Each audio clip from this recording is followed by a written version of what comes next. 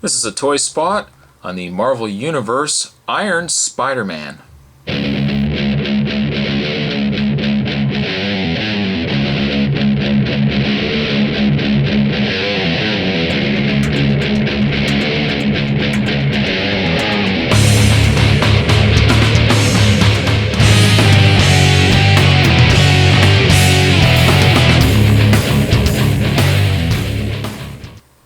And I had to pick up Iron Spider-Man, if anything else, just because I've loved the costume. Always loved the costume of Iron Spider-Man. Includes the classified file with secret code. And we've got the hammer symbol there. Nice picture of Spider-Man up the corner too. On the back, got a picture of the Iron Spider-Man. It says Iron Man created this new costume for Spider-Man as a way of welcoming him to the Avengers. It packs much of the same technology Tony Stark's own armor does, as well as specialized cybernetics that enhance the web slinger's abilities.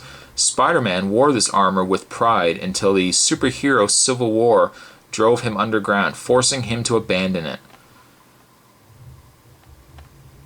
Let's hope maybe one day he gets that costume back. I do really like it.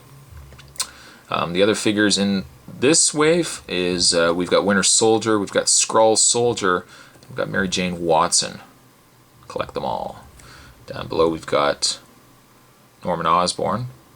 Become an Agent. I was going to say Shield, it crossed out, they put Hammer there. You can go to furyfiles.com.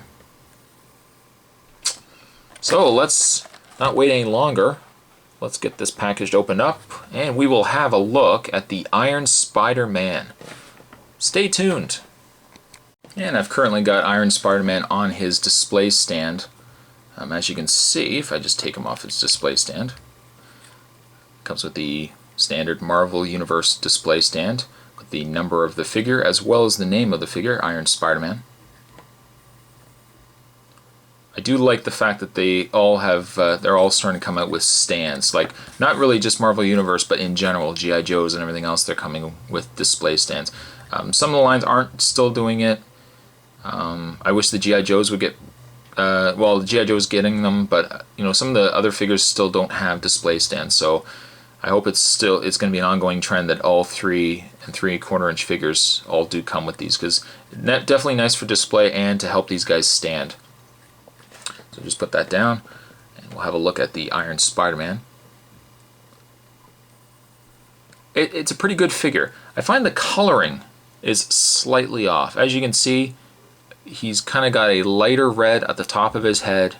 He's got the darker red in the front of his head. He's got that lighter red on his shoulders, and then he's got like a darker red down his body. Lighter red in the legs, lighter red in the bicep area. I don't know why they were going with so many different colors. I do like this color, and it's a shame that the whole figure wasn't this color. I don't know, maybe I just got a defect. When you take the figure out of the package, you actually have to put the robotic legs into his back. But they do look very nice. A little fragile though. You have to be careful when you're putting these in, especially when you're plugging them in for the first time. I was worried that there was a couple of them when I put them in, I was worried I was going to break them. But Iron Spider-Man looks very nice. It's a very thin figure, which he should be, as he, you know, Spider-Man is not a big, beefy character. But I love so many aspects of this figure. It's the only one glaring problem for me is the paint. If the paint had just been a little bit better, I would have probably liked this a lot more than what I do now. In the way of his articulation, he has a ball-jointed head.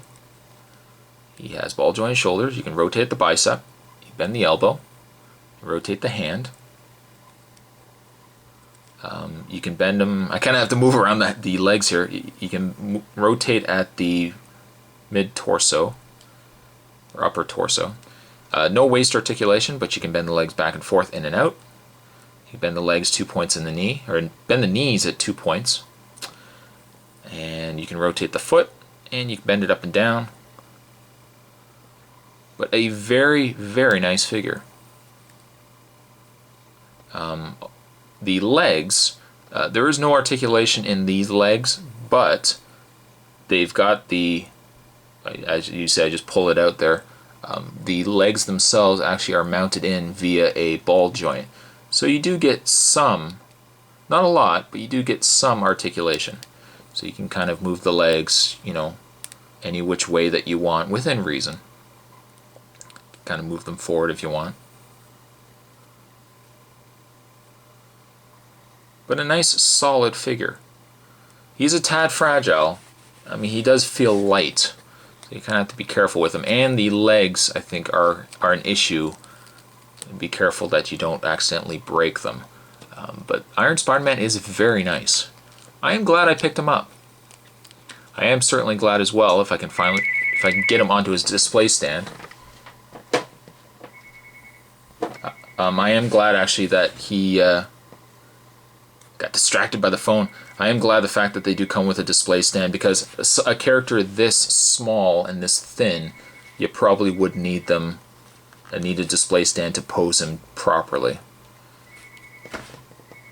I want to give him a higher mark than probably what I will. I'm going to give Iron Spider-Man here a 6.5, possibly even a 7. I think what could have really bumped this guy higher up is just a better paint job. Paint job's good here, but it's kind of a mess all over the place, really, for the way that they've painted it. Kind of looks like they changed their mind a couple of times too with what color they wanted to use, but had they just kept it this color here for the whole body, it would have made for a much brighter, detailed figure, and I probably would have given him a better grade. But that was a Toy Spot. Today we were looking at the Marvel Universe, if I can get him to stand, the Marvel Universe Iron Spider-Man. And with that, I'll see you guys next time.